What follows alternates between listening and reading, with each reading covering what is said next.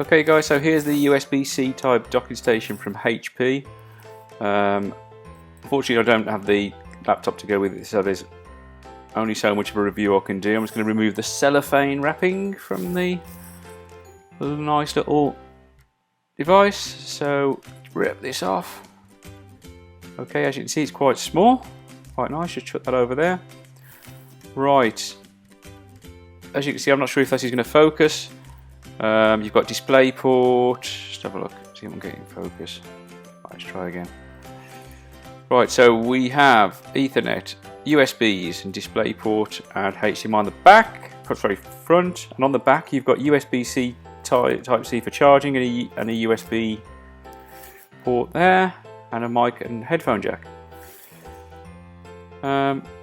Quite tidy little device, as you can see. It's actually smaller than a Sky controller, so it'll look nice on your desk. It's got a nice little rubberized base, so it won't scratch anything. Pretty neat. So that's the USB-C type docking station. Just need the USB-C type HP Chromebook to test it against now.